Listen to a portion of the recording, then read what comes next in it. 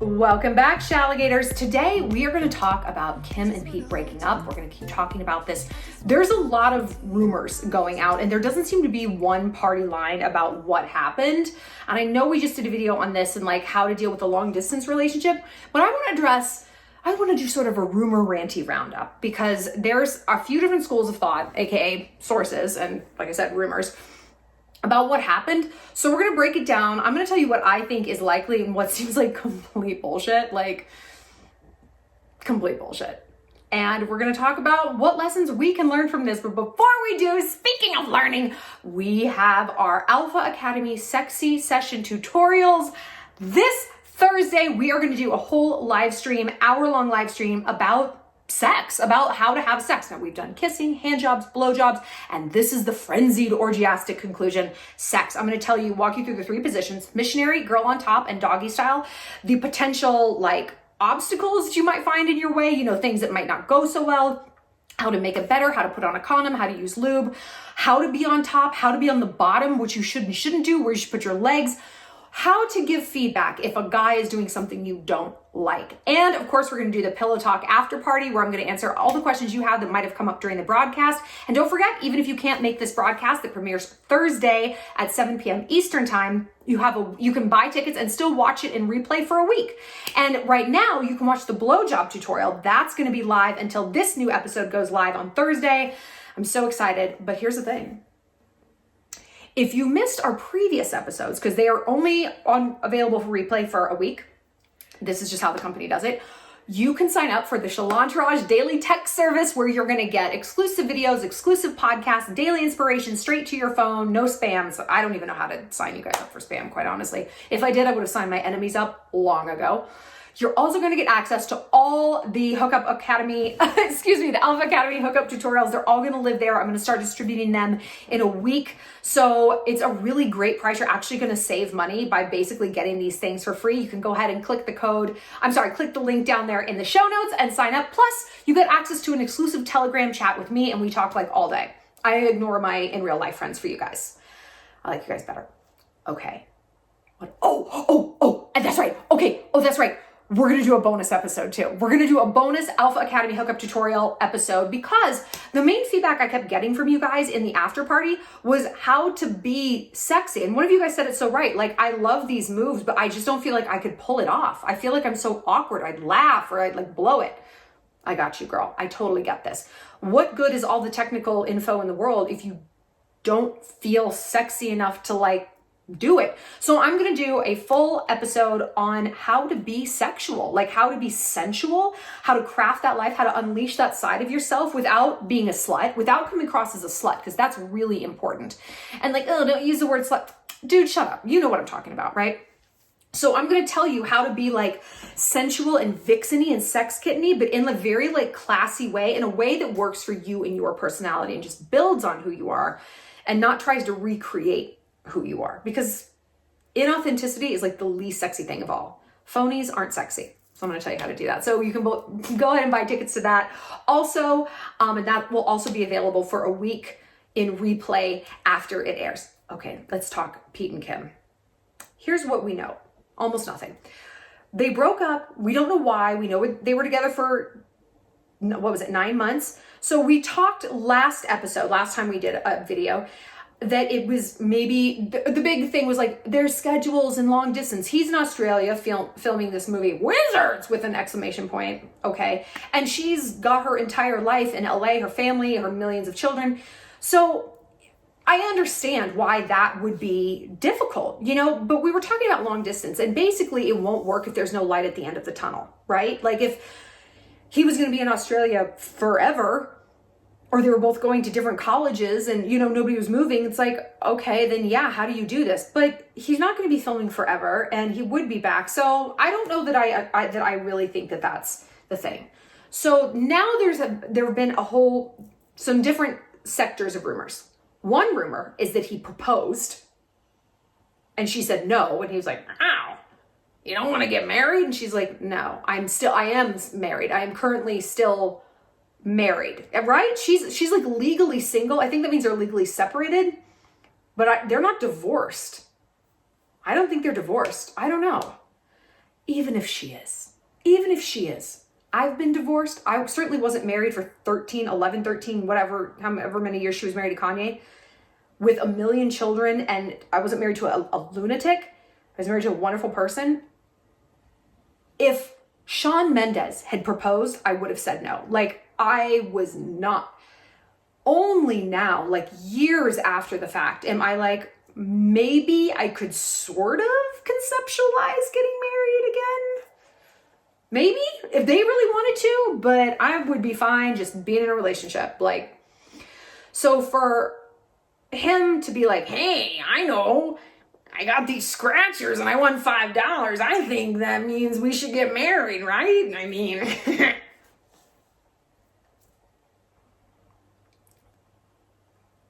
does this seem plausible to me that he would have proposed? Yes. You know what I'm going to bring up? Borderline personality disorder.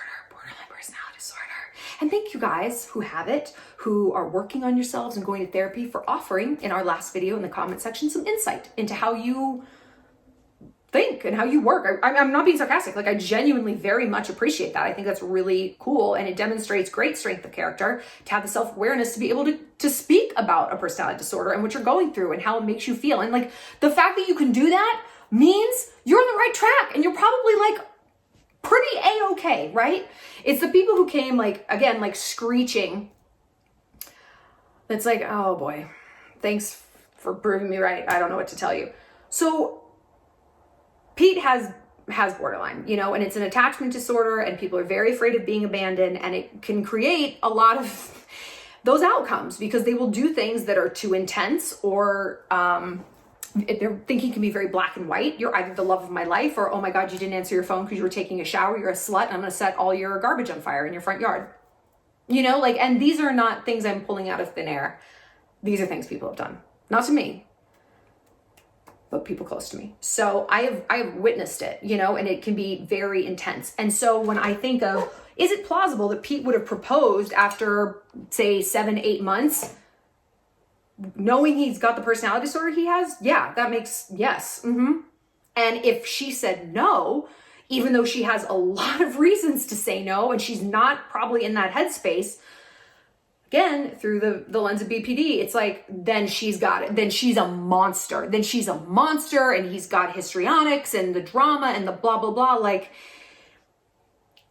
and even if not, if you propose to someone and they say no, it's over. Like, you can't really come back from that.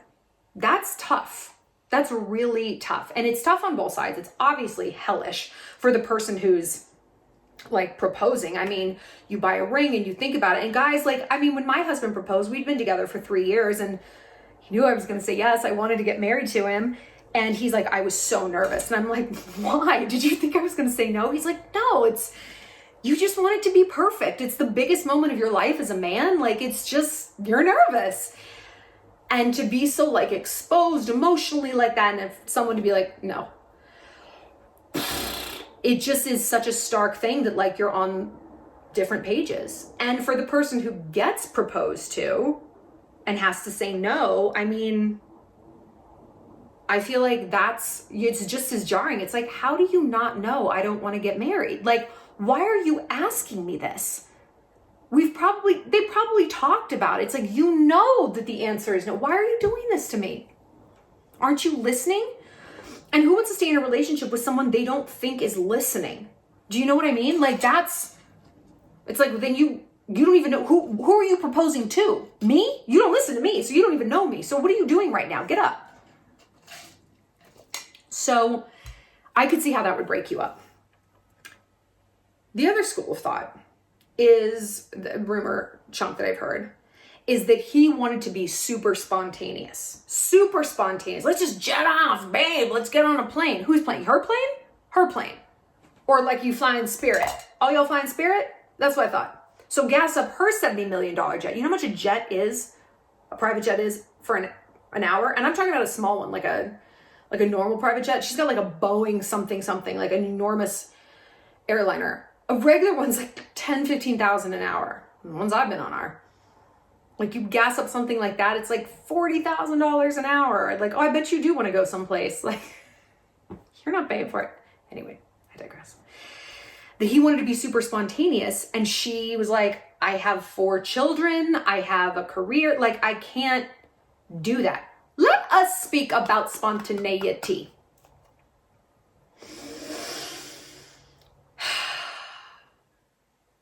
I find this so often with guys in Montana. They'll have it in their dating profile. They'll say it to me on dates. I just love to be spontaneous. And finally, I'm like, I don't. And they're like, what? I said, listen. I've found that spontaneity is actually fuckboy all dressed up. It's wearing a spontaneous coat, but it's a fuckboy under there. Why? Because if a guy's so spontaneous, that's a pretty little cover for him not making plans with you ahead of time. Come on, I'm so spontaneous. It's 11:30 p.m. and who wants a blowjob? Could it be me? I'm so spontaneous. I don't find that cool. I find it incredibly disrespectful. I live and die by my Google Calendar. Live and die. I am too high powered. I'm too successful. I'm too busy to be like, let me drop everything and like go on a hike full of blowjobs with you. I don't think so. I don't find that cute. Spontaneity can be planned. Be like, hey, set aside Saturday. We're going to think of something fun to do. Let's just wake up and see what we feel like doing. Maybe we want to stay in bed and shag all day. Maybe we want to go to Helena and go whitewater rafting. Maybe we want to go get on that private plane. Like, give me like a little bit of parameters. You know, I need my snacks. I need to have the right footwear. I need to have a jacket if I need one, my aquifer, my lip gloss. Like, I need to feel comfortable. I'm not just like, I'm flying by the seat of my pants. Well, which pants? I don't know what pants to wear. Hello? So when I hear that a guy wants to be spontaneous, to me, this is setting me up to be gaslit. So that when he's trying to like make plans with me last minute because the girl he actually likes couldn't hang out, and so suddenly he's got a Saturday night free or a Tuesday afternoon, I'm the problem. When I say, no, I can't blow off these meetings. I've got to film for the Shalligators. I'm busy. I'm walking the dog. I'm literally just living my own life. Like, no, I'm the problem. Oh, you're so uptight. You're so old. Oh, by old, you mean rich? Got it. That might be true. So to me, I don't like to hear that. And so I wonder if Pete was kind of turning that on Kim. It's like, oh, I guess you just don't love me enough to drop everything.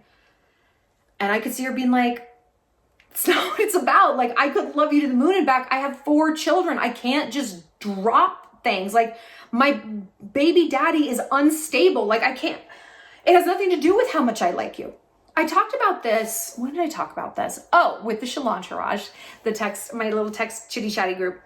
I sent out like a bonus video to them this week, talking about like this guy that I like, and he's just not ripe. Like he's gone through some stuff and he's not worked through it, and it was really, really difficult for me to acknowledge that had nothing to do with me. You know, that like, because I operate under this assumption, and maybe I've talked about this in videos. I get all my content confused. I'm so sorry. I have historically operated under this assumption that if you like me enough and if I'm worthy enough, you'll fix it. You'll just make it happen. And life just isn't like that.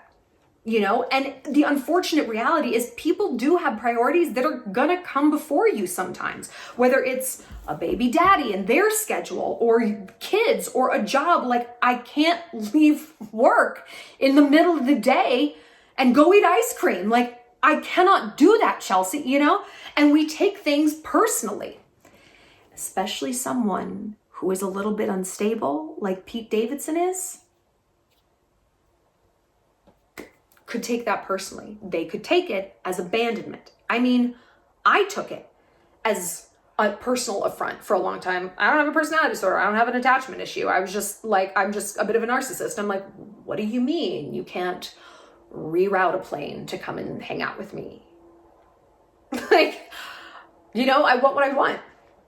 So I could also see that scenario really wearing Kim down and just being like, oh.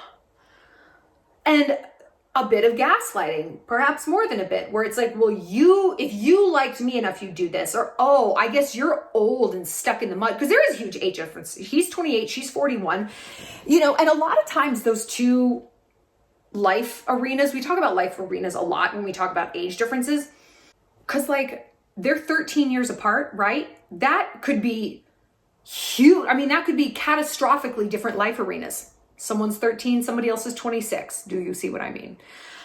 But if you're both in the place, it's like, hey, my career's at a good point. I don't want kids at all. Like maybe he's like, I don't want kids. Or maybe she's like, I don't want any more. Or maybe it's the opposite. Who knows? What I'm saying is like, it's not just the age difference. It's about the life arenas. But if he's making her feel like she's in a different one, or she actually is in a different one than he is, maybe he's ready to settle down. And she's like, I'm having a great time, but like, I'm not getting married again. I'm not having another child. Like, even if I'm purchasing one from a surrogate or whatever, like, I'm not doing that right now. Like, that's more than I want to add on my plate. We don't know each other well enough. Okay? I could see this being an issue.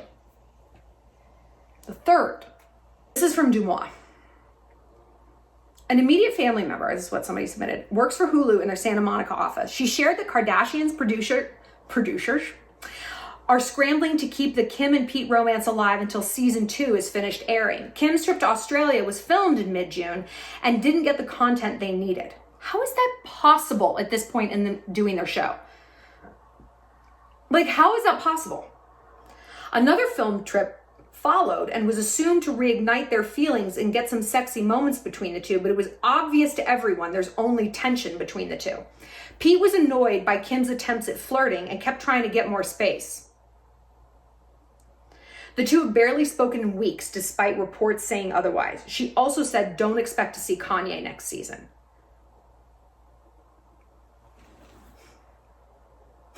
Pete was trying to get more space. Who the fuck believes that? Like, I'm sorry. No.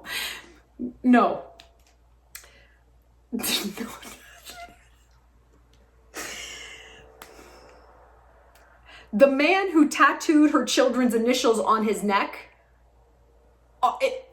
you're just like a little too close. You're moving too fast. Really? I just don't believe, what a fucking dumb ass thing to say. Do you guys believe, why is this kid Snapchatting me twice? We made out in April. What was I saying? What a ridiculous submission. Do you guys believe Dumois? I mean, anyone can submit anything and people like the clout. Like whoever submitted that probably saw that post and is like, oh, like I have a life today. I have purpose and meaning today. Like, I just don't know that I believe it, Look at what we know about this relationship, right? Kim is fresh off a divorce with a whole bunch of kids with a crazy person, okay? Is that conducive to, I just really want to settle down and move super fast into something else? No. No. What we know about Pete, he has a history of moving too fast. Proposed to Ariana after 2 weeks, 1 million tattoos for her, and blah, blah, blah. Borderline personality disorder. But somehow we're supposed to believe that he's like, oh, wow, I don't know. Give me a motherfucking break. I don't believe that for a second. It's such a ridiculous assertion. It's absurd. It's absolutely absurd. And the grammar on this is like weird. Like the way it's phrased is odd. It's like a bot wrote it. It's just, I don't believe it. So let's file this next tidbit of gossip under, okay, cool story, Hansel. So this is an exclusive to page 6, the New York Post. Like, Kim is very sad about their split. It's been hard. Distance and schedules are the reasons, the usual thing. Another insider previously told us that although both parties are bummed, I hate that word, I'm bummed. It's like, are you a robot? What does bummed mean? I'm either catastrophically sad or I'm manically, I'm like bummed. Oh my God, you're out of Chips Ahoy, bummed. What is it? Like, what? I would never apply that word to my emotions. It's very bizarre. Bummed, their romance didn't go the distance. They're not terribly shocked. Are you ready for this? Get ready for it. Get the fuck ready. Get an oxygen bag ready. Get ready for this. Pete knew it wasn't going to work. He'd been saying it for a while. And Kim knew it too. Again, the man who got a tattoo of her children's initials on his neck. I know it's not gonna work. Oh yeah, Fat Angelo's over here, Ricky the Jew, Hookie. Oh, come on, we're going down to the tattoo parlor. We need another tattoo for this chick, but I know it's not gonna work. What the fuck? What kind of dumb sourcing is this? Is everybody lost their minds? The duo's age difference also played a role. With 13 years between them, the third source explained that they're just in very different places at the moment. Again, Kim gets out of a marathon relationship with the most exhausting man on planet Earth. Lots of children, law school. What could her state of mind be? I'm not looking to get married again. I just need some breathing room. So if that's her state of mind, and they're in very different places, vis-a-vis, logic tells us he's in the opposite place, which would be, I want to settle down. But you're claiming a source said he knew it wouldn't work. So none of these lines of logic follow each other. Like, they don't make any sense. No part of me believes any narrative in which Pete was pulling away from her or didn't think this was going to work or didn't want it to work. No part of me. I know too much about psychology and I know too much about the motherfucking Kardashians. No, sorry, I don't believe that at all.